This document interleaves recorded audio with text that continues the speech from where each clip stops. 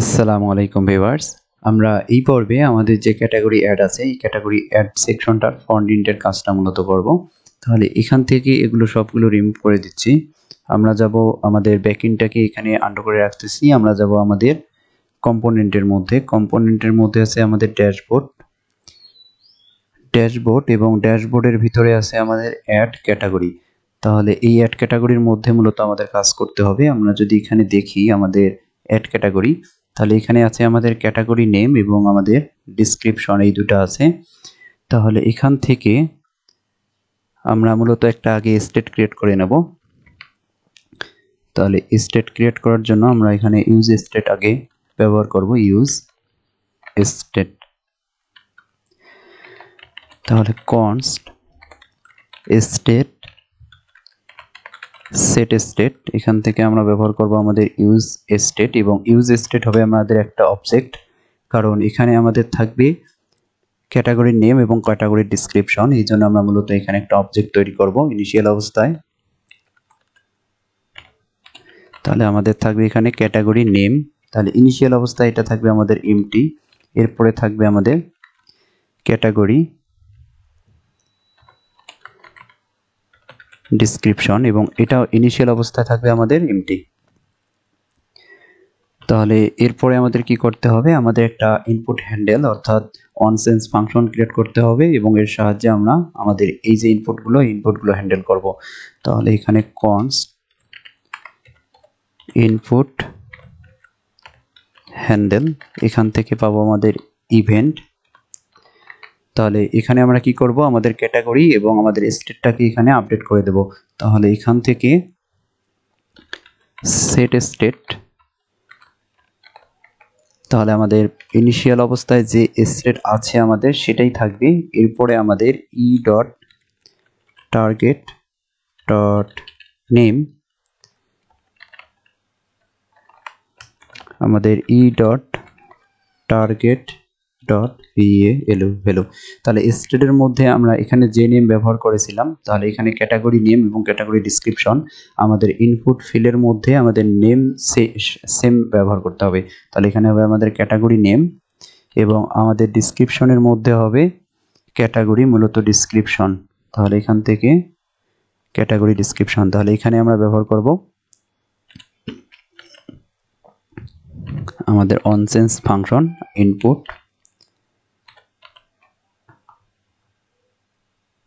Input handle control C এবং control V. তাহলে এখান থেকে এটাকে কন্ট্রোল সি কপি করে নিচ্ছি এবং এখানে পেস্ট করে দিচ্ছি। তাহলে এখন আমরা যদি নিচে আমাদের স্টেটকে কনসোল লগ করি, কনসোল ডট লগ স্টেট, তাহলে এখানে আমরা অবজেক্ট দেখতে পাচ্ছি, অবজেক্ট ইনিশিয়াল অবস্থায় এমটি দেখতে পাচ্ছি। আমরা যখন এখানে কোনো কিছু টাইপ করব তখন কিন্তু আমরা এখানে ডাটাগুলো দেখতে পাচ্ছি। এরপরে আমাদের কি করতে হবে, আমাদের এই যে অ্যাড ক্যাটাগরি, এই অ্যাড ক্যাটাগরিটা মূলত অ্যাড করতে হবে।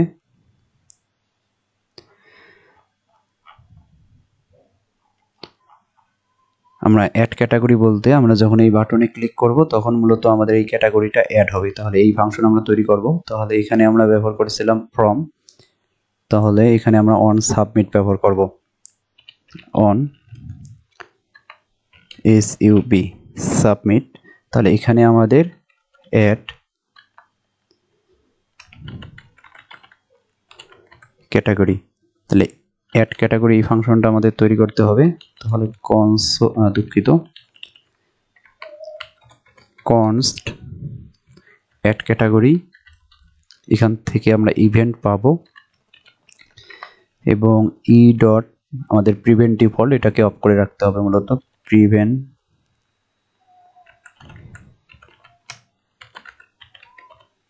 প্রিভেন্ট ডিফল্ট, আমাদের বিহেভিয়ারটা অবশ্য স্টপ হয়ে যাবে। এরপরে আমরা কি করব, এখান থেকে কনসোল ডট লগ স্টেট করে দেব।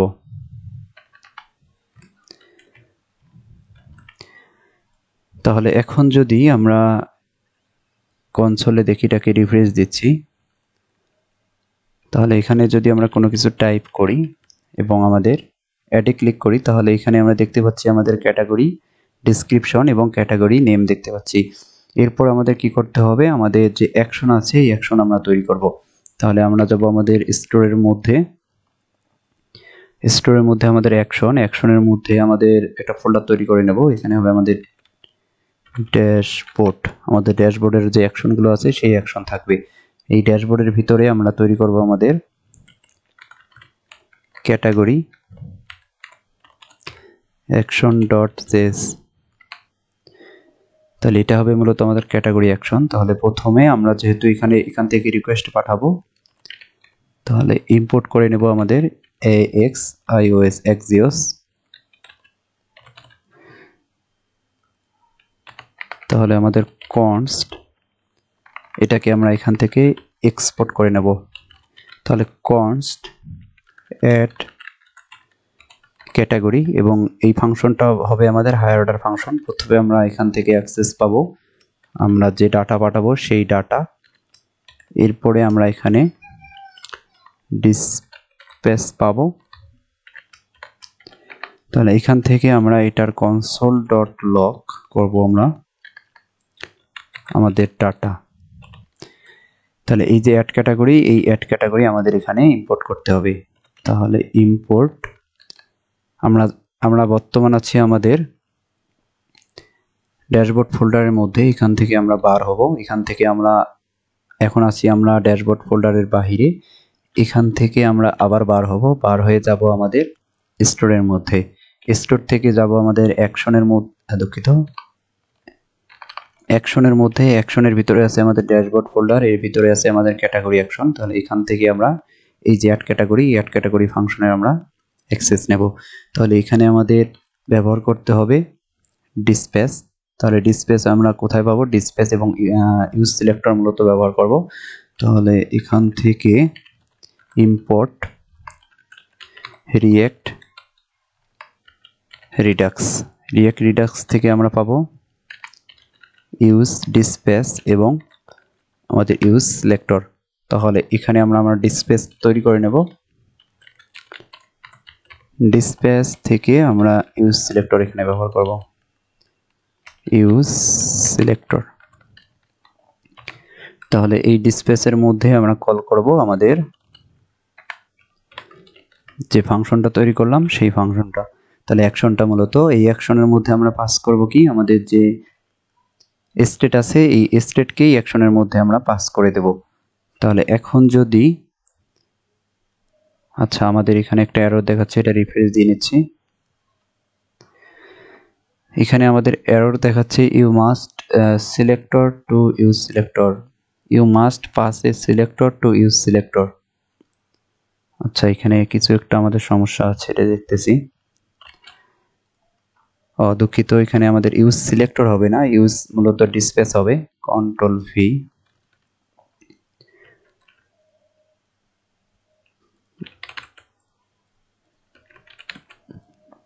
তাহলে এখানে আমাদের অ্যাকশনের মধ্যে আমাদের ডাটাগুলো মূলত দেখতে পাচ্ছি। এই যে আমাদের অ্যাকশন আছে, এই অ্যাকশনের মধ্যে ডাটাগুলো দেখতে পাচ্ছি।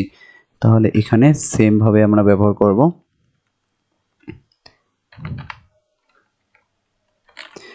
আমাদের ট্রাই ক্যাচ। তাহলে এখান থেকে মূলত আমরা রেসপন্স পাঠাবো। তাহলে কনস্ট রেসপন্স না, মূলত আমরা রিকোয়েস্ট পাঠাবো। এখান থেকে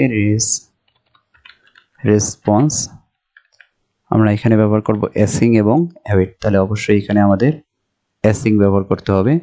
তাহলে অ্যাসিং এক্সিওস এর মাধ্যমে আমাদের রিকোয়েস্ট পাঠাবো। এক্সিওস ডট আমরা এখানে পাঠাচ্ছি পোস্ট মেথড। তারপরে আমাদের দিতে হবে আমরা যে এপিআই আছে সেটা দিতে হবে।